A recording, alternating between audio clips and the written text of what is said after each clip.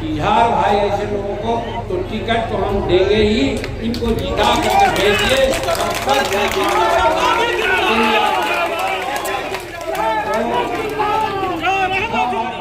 आपको गोराबड़ा फाइनली आपको देखिए, फाइनल अभी कुछ नहीं हो सकता है जब तक कि एनडीए में हम लोग हैं।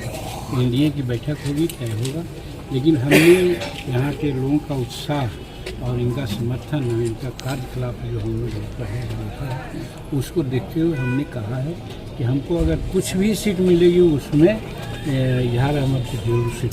सर, आप सत्ता में हैं अभी, एनडीए के साथ हैं और जदयू और बीजेपी का लगभग सीट शेयरिंग हो गया है। सुन रहे हैं कि आप नाराज चल रहे हैं। कोई भाई ऐसे लोगों को तो टिकट तो हम देंगे ही, इनको जिता करके भेजिए।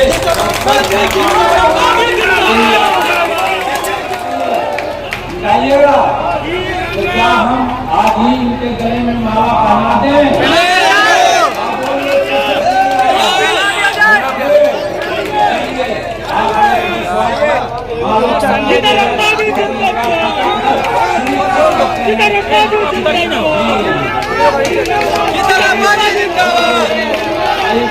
जिंदाबाद।